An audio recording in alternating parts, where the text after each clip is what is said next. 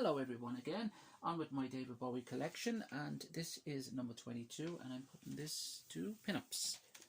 The cover version album, of course, from 1973, his 7th studio album. This has some great cover versions. This is an album I'm very fond of, to be honest with you, even though it gets a lot of mixed reviews and has done ever since its release. He finished with the Spiders after his great retirement show, of course, of 73. He went a couple of weeks later. He went into the studio in Switzerland, I think it was, with two of the Spiders from Mars, Mick Ronson and Trevor Bolder. I think Woody Woodmansey he didn't bring in to work on these sessions with him. I think it was Ainsley Dunbar actually plays drums on this particular album. So two of the Spiders from Mars went in and to record this album with him. And the cover itself, which is fantastic, of course, which features Twiggy. This album cover was actually intended to be on the cover of the Vogue magazine at the time, but Bowie loved it so much he asked could he put it on the cover of his album. Of course, he said absolutely. So I think Twiggy and Vogue got a shitload of money for it, so why not? And at the time, of course, the way things were going with Ziggy and the management he had at the time, of course, money was been thrown around all over the place, so there was nothing to them at the time, I believe. But yeah, it's a good album, Pinups. Yeah, this is the 73 original pressing of the album. This is CD there from 1999 re-release, and this is a cassette here from original from 73 as well. Yeah, I like this album a lot, to be honest with you, the Pinups album, as I said there. It has all cover versions, of course. The whole thing is all cover versions. It was released the same day as Brian Ferry, I think, released a cover versions album at the time as well, on the same day, These Foolish Things. Rosalind, great song, which of course is by The Pretty Things. Here Comes the Night, which is the second track by Van Morrison. Well, the band he was with at the time, them, of course. I Wish You Would, the Yardbirds. See Emily Play, a classic, of course, by the late great Syd Barrett, of course, Pink Floyd. Everything's Alright, Mojo's Can't Explain, which is an absolutely cracker of a song, brilliant song. One of my favourite songs, actually, by The Who. Bowie does a good version of it here too. Friday on My Mind, another great song, I have to say, by the Easy Beats. Zorro, of course, the McCoys. Don't Bring Me Down, Pretty Things. Shapes of Things, Yardbirds. Anyway, Anyhow, Anywhere, another classic by The Who. And another brilliant song, the closing track by the Kinks. The cover version there, Where Have All the Good Times Gone, which is another absolutely cracker of a song. Yeah, it done pretty well in the charts. I think it got to number 1 after its release, and at the time when this was number 1 in England and in the States, I think he had all his Ziggy albums, all his albums prior were in the top 10 as well. So it's kind of unheard of at the time, but yes, it done pretty well. Now, this album gets a lot of mixed reviews, and a lot of fans kind of put this as their least favourite album, but I've always had a soft spot for this particular album.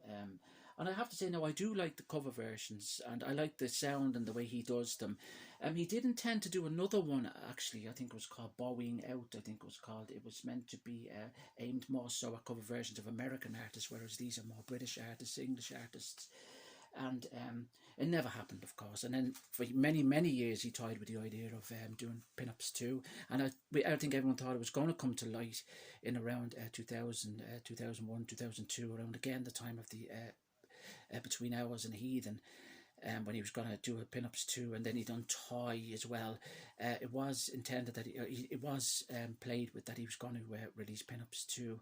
But a lot of the songs again appeared on the Heathen and Reality album, songs like Try Some Boy Some by George Harrison and songs like that. There's other songs too which didn't actually, it never came to light anyway, but it was rumoured that he was going to, and I think he was going to do it, but I think with things happening around with Toy and that, with record companies and stuff, he just kind of shelved the idea altogether. But as I said, a great album. The re-release of it was re-released again in it was re-released again in the 80s after the 70s. 73. It got re-released in 84 on RCA Records, and it was also re-released as part of a package, picture this package, Lifetimes, where RCA released 5 of the albums, the kind of Ziggy style albums, Hunky Dory, Ziggy, Diamond Dogs, Aladdin Sane and Pinups were released as picture discs. And it got another release then in 1990 on the Ryker disc and EMI, which had bonus tracks on it. Like that package did have, of course, the Sound and Vision package, and the bonus tracks on it was Growing Up, of course, which is a Bruce Springsteen song, which is absolutely another brilliant version of it. And he done Port of Amsterdam, of course, with the B-side to Zorro, which is the Jacques Brel, of course, song. Another great song. That's the re-release there, the Pin-Ups there. That's the Ryko disc copy there from 1990. Again, has some lovely pictures so forth and that as well. So yeah, so Pin-Ups again. I do listen to it. I don't listen to it as often as I should, but I do listen to it, and I do like. My favourite songs from it, as I said, is the closing track by the Kinks, Where Have All the Good Times Gone. I Can't Explain, Zorro, of course, another classic, and it was a single from the album too, which done pretty well as well, and features on his.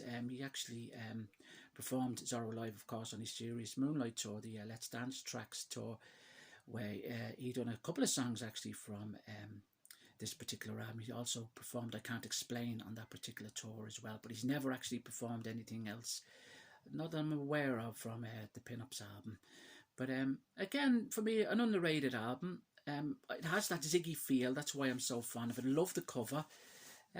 Yeah, least favourite song on it would probably be... It's hard for me to pick one because I kind of like them all. Anywhere, anyhow. I like see how many play. I wish you would. But I love the version he does of Here Comes the Night too by them. Yeah. So a good album, and that's my number 22 position. And thanks for watching.